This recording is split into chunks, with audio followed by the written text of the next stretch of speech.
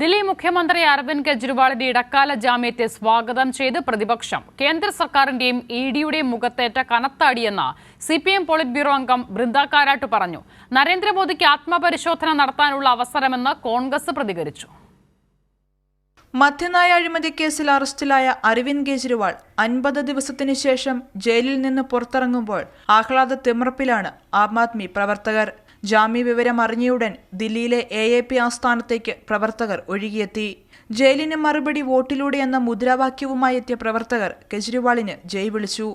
കെജ്രിവാളിന്റെ ഇടക്കാല ജാമ്യം ഇന്ത്യ മുന്നണിയുടെ വിജയമെന്ന് പ്രതിപക്ഷ നേതാക്കൾ പറഞ്ഞു.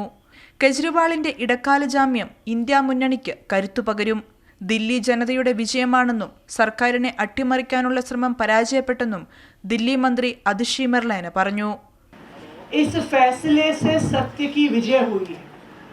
आज इस देश में एक तानाशाही की सरकार है, एक सरकार जो विपक्ष को खत्म करने की कोशिश कर रही है. സുപ്രീം കോടതിയുടെ തീരുമാനം കേന്ദ്ര സർക്കാരിന്റെയും ഇഡിയുടെയും മുഖത്തേറ്റ കനത്താടിയെന്ന് CPIM പോളിറ്റ് ബ്യൂറോ അംഗം ബൃന്ദ കാരാട്ട് പറഞ്ഞു. हम सुप्रीम कोर्ट का इस फैसला का तहे दिल से स्वागत करते हैं और आज सुप्रीम कोर्ट का ये फैसला का ईडी और सेंट्रल गवर्नमेंट की मुंह पर ऐसे थप्पड़ लगा. BJPയുടെ ഏകാധിപത്യത്തിനേറ്റ തിരിച്ചടിയെന്ന് CPI സംസ്ഥാന സെക്രട്ടറി ബിനോയ് വിശ്വവും പറഞ്ഞു. നരേന്ദ്രമോദിക്ക് ആത്മപരിശോധന നടത്താനുള്ള അവസരമെന്നും ഹേമന്ത് സോറനും നീതി ലഭിക്കുമെന്ന് പ്രതീക്ഷിക്കുന്നതായി കോൺഗ്രസ് നേതാക്കൾ പ്രതികരിച്ചു.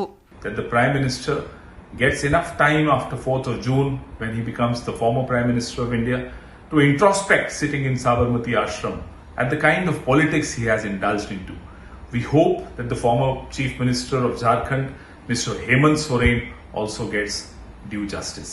കെജ്രിവാളിന് ഇടക്കാല ജാമ്യം ലഭിച്ചതിൽ സന്തോഷമെന്ന് മമതാ ബാനർജി എക്സിൽ കുറിച്ചു.